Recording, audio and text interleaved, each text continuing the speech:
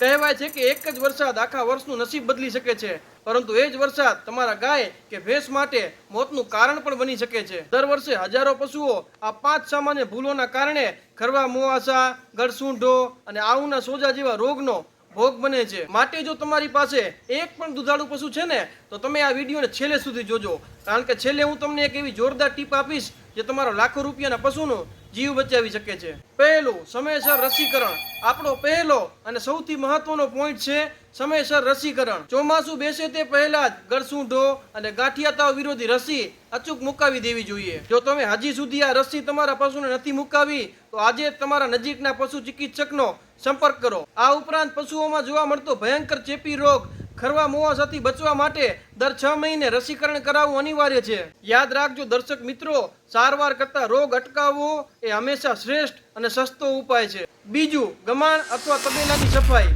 ચોમાસામાં મોટે ભાગે ગમાણમાં પાણી ભરાઈ રહે છે અથવા છાણ મૂત્રના કારણે કાદવ થઈ જાય છે। આવી ભેજવાળી જગ્યાઓ બેક્ટેરિયાઓનું ઘર બને છે, અને ખાસ કરીને જ્યારે દૂધાળા પશુઓ આવી જગ્યા ઉપર બેસે છે ત્યારે આચરના માધ્યમથી બેક્ટેરિયા શરીરમાં ઘૂસી જાય છે અને આવનો સોજો થાય છે। આનાથી બચવા માટે ગમાણનું ભોયતળિયું સૂકું રાખો અને ઢાળવાળું રાખો, જેથી પાણી વહી જાય।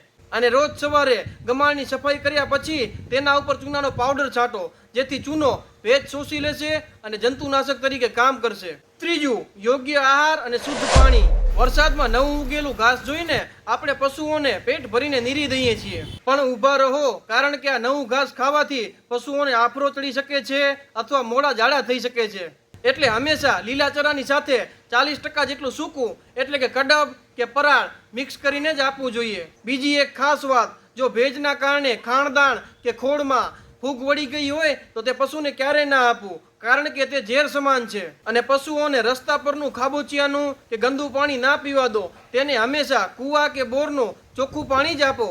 ચોથું, ઈતરડી, કૃમિ અને માખી ઉપર નિયંત્રણ। ચોમાસામાં માખી, મચ્છર અને ઈતરડીનો ઉપદ્રવ ખૂબ વધી જાય છે। આ જીવાતો પશુઓનું લોહી ચૂસે છે, જેનાથી પશુઓ એનિમિક એટલે કે નબળા પડી જાય છે। એટલું જ નહીં, ઈતરડી કરડવાથી પશુઓમાં સર્રા અને ટેલરિયા જેવા જીવલેણ તાવ પણ આવે છે। આનાથી બચવા માટે પશુ ચિકિત્સકની સલાહ મુજબ ઈતરણીનાશક દવાનો પશુના ગમાણમાં અને પશુ ઉપર નિયમિત છંટકાવ કરવો। સાથે જ ચોમાસાની શરૂઆતમાં પશુઓને પેટના કીડા મારવાની કૃમિનાશક દવાઓ અચૂક પીવડાવો, જેથી કરીને પશુઓએ જે ખાધું હોય તેમનું પોષણ તેમને સારી રીતે મળે। પાંચમું, પશુ દોહતી વખતે રાખવાની સાવચેતી। પાંચમો અને છેલ્લો પોઈન્ટ છે દૂધાળા પશુઓ માટે। જ્યારે આપણે પશુનું દૂધ દોઈએ છીએ ને, ત્યારે તેના આંચળના છિદ્રો આગામી 20 થી 30 મિનિટ માટે ખુલ્લા રહે છે। જો દૂધ દોયા પછી પશુ તરત જ નીચે બેસી જાય છે, તો જમીન પર રહેલો કચરો અને બેક્ટેરિયા તેના આંચળમાં ઇન્ફેક્શન કરી શકે છે। આના ઉપાય તરીકે પશુ દોયા પછી તરત જ તેની સામે થોડો ચારો અથવા ખાણ મૂકી દો। આનાથી પશુ અડધો કલાક સુધી ઊભું રહેશે